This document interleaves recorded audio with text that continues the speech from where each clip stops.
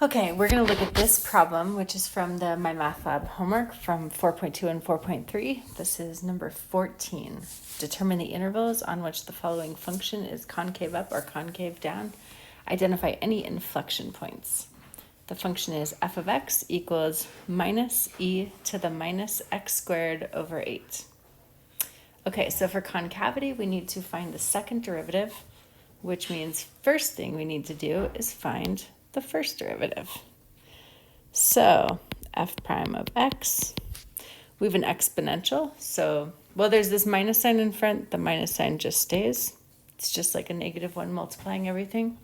The derivative of e to a function is e to that function times the derivative of the exponent, which in this case is minus 2x over 8. I'll put that in parentheses just to be clear. So if we simplify, oh, and this here is because of the chain rule. So we just did the derivative of the exponent. If we simplify, we get x over 4 from that highlighted thing, e to the minus x squared over 8. Now we're going to take one more derivative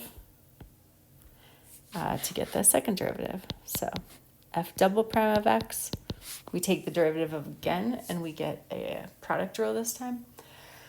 So we'll think of these as two different functions, right? So if we take the derivative of the x over 4, we get 1 over 4 times the second function, which is e to the minus x squared over 8. And then we add to that. Now we have x over 4 times the derivative of the exponential. So again, we have e to the minus x squared over 8. And then we multiply because of the chain rule. We get minus 2x over 8. And we can simplify. You notice these both have this e to the minus x squared over 8. So I'm just going to pull that out in front. And then from the first term here, we've just got a 1 over 4. And in the second term, we get this x over 4 and the minus 2x over 8. So we get minus, let's see, there's x and x. We have x squared, and then we have over 4 times 2 over 8, which is also 1 over 4. So we get x squared over 16. Okay, so this is our second derivative. Now for concavity, we want to know where the function is positive and negative. And of course, it can only change from positive to negative or negative to positive anywhere that the second derivative is equal to 0. So I'm now going to look for places where f double prime of x equals 0.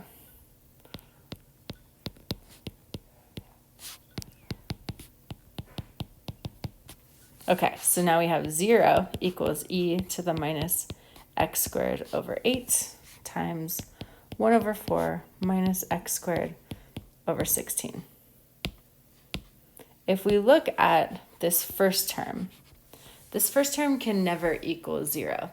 As x gets really big, it's going to be closer and closer to 0, but it's a horizontal asymptote. So that's never going to be equal to 0, which means we need to find places where this parentheses thing is equal to 0. Okay, so if the parentheses is equal to 0, then that means that 1/4 is equal to x squared over 16. If we multiply both sides by 16, we get 4 equals x squared, which tells us that x equals plus or minus 2.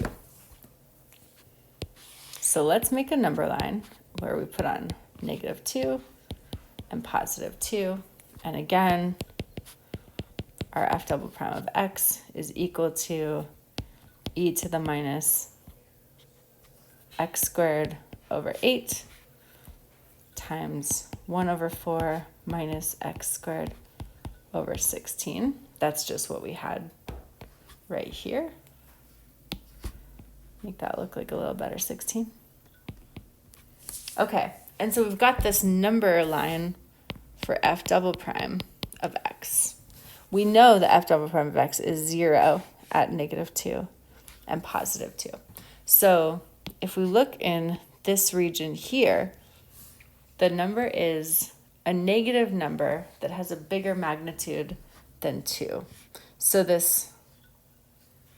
1/4 is always going to be 1/4, but the x squared over 2 is going to be something bigger than 1/4 because x squared is going to be bigger than 4, bigger than -2 squared. Bigger magnitude anyway. So out there, you have 1/4 minus a bigger number, we're going to get a negative. If we're between -2 and 2, we could, and really, for example, you could look at like,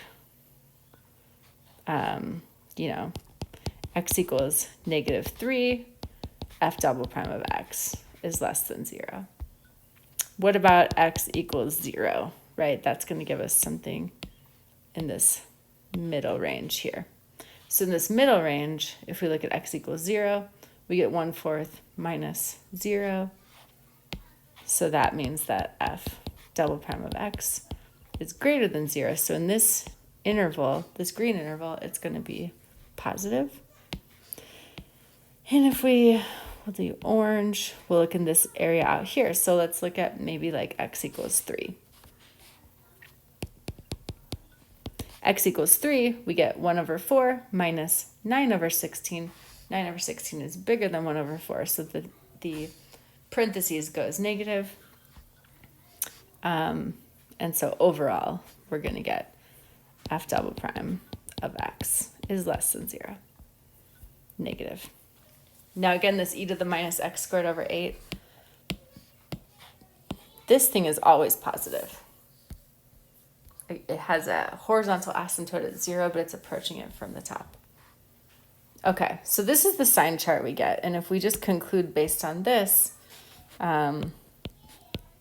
where is concave up? Concave up means the second derivative is greater than 0, which is going to happen between -2 and +2. So the interval, like -2 is less than x is less than 2. Or you can write -2, 2. Either way is fine. Concave down, we're going to look at where the second derivative is less than 0, which gives us the pink region and the orange region. So there we would have, negative infinity is less than x is less than -2, and 2 is less than x is less than infinity. Or we can write in interval notation minus infinity to -2 and 2 to infinity. So that is the answer for part A, that we're getting where we're concave up, where we're concave down. And then part B, you're looking at identify any inflection points. So inflection points are where the second derivative changes sign. So you can see that that's happening both at -2 and +2. And those are the only places where it can change sign. So we would say inflection points at x equals -2 and at x equals +2. And there we are done with the problem. If you wanted to know where critical points are, just for extra, we're looking at where this second derivative or the first derivative is equal to 0 or does not exist.